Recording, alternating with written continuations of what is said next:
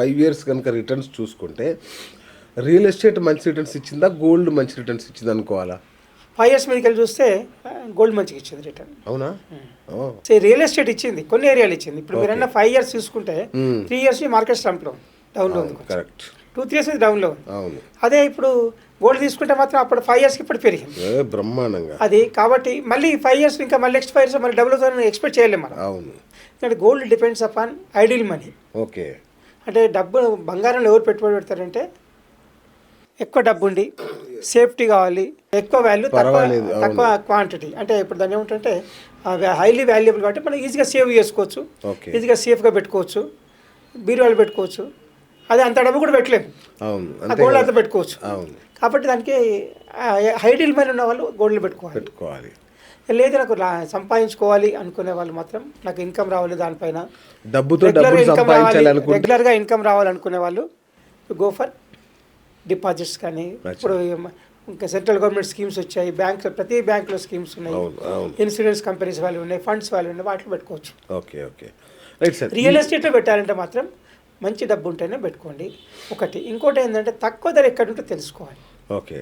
మనం real estate వాళ్ళు చెప్పిన ధర కాదు, మన దగ్గర కెపాసిటీ ఏముంది. ఓకే. ఇప్పుడు అమ్మే వాళ్ళు ఎప్పుడైనా కానీ 10 లక్షలు చెప్తారు, మన కెపాసిటీ మన 2-3 లక్షలు ఉన్నాయనుకోండి, మన 10 లక్షలు ఎటు కాదు, చేయలేం కదా. కాబట్టి మన 2-3 లక్షలు ఎక్కడ దొరుకుతుందని చూడాలి. Okay okay okay. ఎక్కడ అక్కడ పెట్టుకోవాలి, ఎక్కడ దొరికినా అక్కడ పెట్టుకోండి. కానీ వెయిట్ చేయాలి.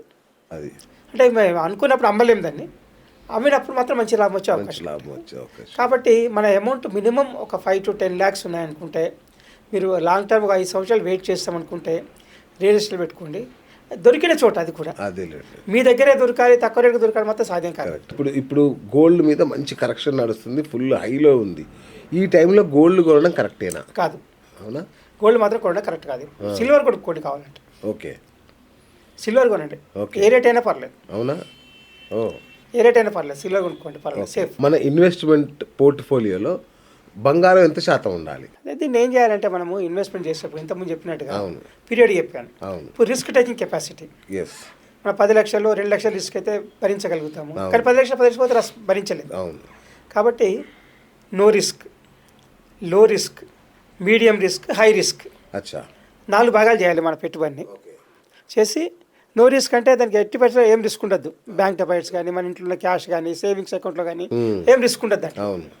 సెకండ్ లో రిస్క్, ఓకే, అంటే రిస్క్ తక్కువగా ఉంటుంది. మ్యూచువల్ ఫండ్స్లో పెట్టడం కానీ, మీరన్నా ప్లాట్స్లో పెట్టడం కానీ ఎక్కువ పెద్దగా తగ్గదు. ఓకే.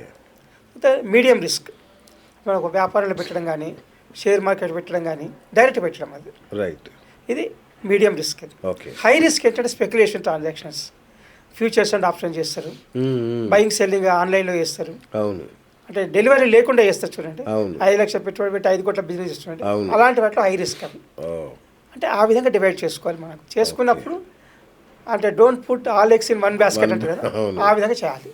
అంటే శాతాల్లో చెప్పాల్సి 25-25-25 1/4 అట్లా చేసుకుంటూ వెళ్ళాలి. అంటే లాభం తక్కువ వస్తుండొచ్చు, ఒకసారి నష్టం కూడా తక్కువ ఉంటుంది, రిస్క్ తక్కువ ఉంటుంది అనమాట. ఇప్పుడు పెట్టుబడి ఏది పెట్టినా కానీ మనకి చూసుకోవాల్సిన 3 కాన్సెప్ట్లు. ఒకటి safety of investment, right, income, liquidity. అంటే ఎనీ టైం మనం విత్డ్రా చేసుకునే అవకాశం ఉండాలి. కరెక్ట్. ఇప్పుడు అమ్మాయి పెళ్లి పెట్టుకుంటాము, ప్రాపర్టీ అమ్మలేము, ఏం లాభం చెప్పండి. కరెక్ట్. ఇప్పుడు అంటే అందరూ మరి రియల్ ఎస్టేట్ వర్సెస్ గోల్డ్ ఏది పెట్టుకున్నా కానీ మీకు లిక్విడిటీ అనేది చూసుకోవాలి. మరి లిక్విడిటీ అంటే గోల్డ్ బెటర్ కదా? Gold better. గోల్డ్ కానీ, సిల్వర్ కానీ, మ్యూచువల్ ఫండ్స్ కానీ, షేర్స్ కానీ, ఏదైనా ఎనీ టైం లిక్విడేట్ చేసుకోవచ్చు, సేల్ చేసుకోవచ్చు. అది. సో ఇక హైదరాబాద్ విషయానికి వస్తే సార్, భూముల రేట్లు మొన్న కోకాపేటలో 150 కోట్ల ఎకరం అంట. సో ఎక్కడికి వెళ్ళిపోయింది హైదరాబాద్ అర్థం కాని పరిస్థితి. ఈ టైంలో హైదరాబాద్లో కానీ చుట్టుపక్కల కానీ భూములు కొనొచ్చా? ఎక్కడైనా భూములు కొనే అవకాశం ఉంటాయి, కొనొచ్చు, కాకపోతే రేట్ చూసుకోవాలి మీరు. అదే. ఇప్పుడు ఒక 25 సంవత్సరాలు 25 సంవత్సరాల క్రితము అప్పుడు ఈ సికింద్రాబాద్ కానీ, హిమాయత్ నగర్ కానీ ఒకప్పుడు హాట్ ఏరియాస్. ఇప్పుడు ఒక తర్వాత బంజారీస్ అయింది, జూబిలీస్ అయింది, కోకాపేట, కొండాపూర్, గచ్చిబౌలి. కాబట్టి అప్పుడు ఉన్నాడు కాబట్టి ఇప్పుడు రేట్ అన్నమాట రాదు. అంటే మార్కెట్ ఎక్కడ పెరుగుతుందో అక్కడ ఇన్వెస్ట్ చేసి తక్కువ రేట్కి ఇన్వెస్ట్ చేసిన వాళ్ళు సంపాదిస్తారు. ఓకే. మనం చూసుకోవాల్సింది ఒకటి, తక్కువ రేట్ ఎక్కడ దొరుకుతుంది, వెయిట్ చేద్దాం.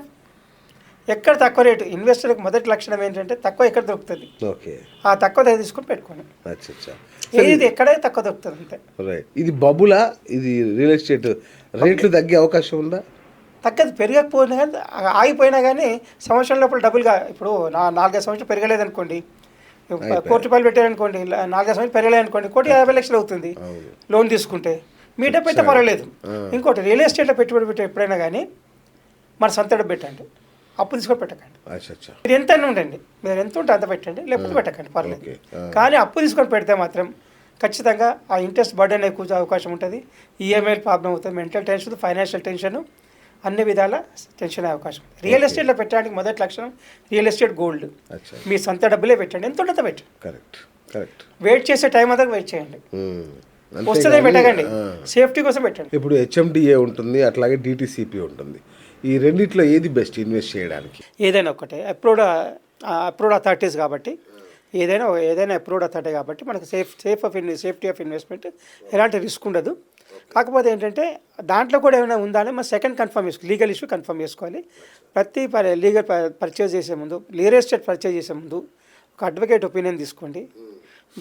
సేల్ డీడ్ కానీ అగ్రిమెంట్ కానీ అడ్వకేట్ ద్వారా చేయించండి, రిజిస్ట్రేషన్ తర్వాత వేయించండి. ముందు మాత్రం లీగల్ ఒపీనియన్ ఒకటి, ఇంకోటి మాస్టర్ ప్లాన్ ఉంటుంది. ఆ మాస్టర్ ప్లాన్ ప్రకారం ఇది దాంట్లో ఎఫెక్ట్ అయిందా లేదా చూసుకోవాలి. అంటే కొన్ని ఇండస్ట్రియల్ ఏరియాలు ఉంటాయి, వాటర్ జోన్లో ఉంటాయి, కొన్ని ఏమో రెసిడెన్షియల్ ఏరియాలు ఉంటాయి, అలాంటివి చూసుకోవాలి. లేకపోతే ఇండస్ట్రియల్ ల్యాండ్ తక్కువ రేటుకు దొరుకుతుంది కొన్నామనుకోండి, అంటే రేషన్ కట్టలేదు, అది చూసుకోవాలి. ఆ ఏరియా జోన్ చూసుకోవాలి. కొన్ని గవర్నమెంట్ ల్యాండ్స్ ఉంటారు, అది కూడా చూసుకోవాలి. ఇలాంటి వాటి చూసుకొని దానికి ప్రొసీజర్ ఫాలో అయిందా లేదా, దాని ప్రకారం జీవో ఇష్యూ అయిందా లేదా చూసుకొని అది పర్చేజ్ చేసుకోవాలి. దానికి advocate is real correct person.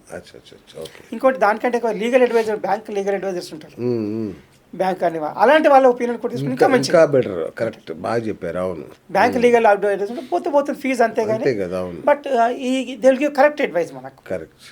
ఇంకోటి ఏంటంటే ప్రతి వ్యక్తి కూడా తనకు ఫ్యామిలీ డాక్టర్ ఉండాలి, ఫ్యామిలీ అడ్వకేట్ కూడా ఉండాలి, ఒకరికి కంపల్సరీ ఉండాలి. ప్రతి విషయంలో మనకు సలహాలు సూచనలు ఇవ్వడానికి ఉంచుకుంటే ఛార్జ్ అవుతుంది, ఏమవుతుంది, దానివల్ల మనకు ప్రయోజనం పెరుగుతుంది తప్ప నష్టం జరగదు. ఇప్పుడు హైదరాబాద్లో ఒక ఫ్లాట్, హైదరాబాద్ కావచ్చు, వేరే ఎక్కడైనా ఒక అపార్ట్మెంట్లో ఫ్లాట్ కొని దాన్ని రెంట్కి ఇవ్వడం బెటరా, ఒక ఓపెన్ ల్యాండ్ కొనుక్కొని అట్లా వదిలేయడం బెటర్? దానికి డబ్బు ఎక్కడి నుంచి వచ్చేది ముఖ్యం. మీ సొంత డబ్బా లేకపోతే అప్పు తీసుకున్న డబ్బా. ఓకే. ఏదైనా రియల్ ఎస్టేట్లో పెట్టాలంటే అపార్ట్మెంట్ కానీ కొనాలంటే మనం చూసుకోవాల్సింది ఏంటంటే మన రెంట్ ఇంతకుముందు ఒక వేరే చోటు ఉన్నాము, 50,000 రెంట్ ఇస్తున్నాం. ఇప్పుడు ఇది ₹1,00,000 అయితే పర్వాలేదు, మన సొంతం కాబట్టి భరించవచ్చు. అదే ఇన్స్టాల్మెంట్ 3 లక్షలు అయిందనుకోండి, ఫైనాన్షియల్ 2-3 ఇయర్స్లో ప్రాబ్లం వస్తుంది. కాబట్టి మన రెంట్ పేమెంట్ ఎంత చేస్తున్నామో మన ఖర్చు ఎంత తగ్గుతుంది, ఆ ఇన్స్టాల్మెంట్ ఎంత వస్తుంది. డబుల్ కంటే ఎక్కువ కాకూడదు ఇన్స్టాల్మెంట్. ఓకే. మన రెంట్ చేసే దానికంటే డబుల్ కంటే ఎక్కువ ఇన్స్టాల్మెంట్ కాకూడదు. లోన్ ఇన్స్టాల్మెంట్ సొంత డబ్బు అయితే పెట్టుకోండి పర్వాలేదు, కానీ అప్పు తీసుకున్నప్పుడు ఇన్స్టాల్మెంట్ మన డబుల్ కంటే ఎక్కువ కావద్దు. ఇంకోటి మన ఇన్కంలో 40% కంటే ఎక్కువ ఇన్స్టాల్మెంట్ ఉండకూడదు. మనకు ₹1,00,000 ఇస్తున్నాను, 40,000 కంటే ఎక్కువ ఇన్స్టాల్మెంట్ ఉండకూడదు. అంతకంటే ఎక్కువ ఉందనుకోండి మిగతా ఖర్చులకు ఇబ్బంది అవుతుంది చాలా. ఇది మన కండిషన్ తీసుకోవాలి.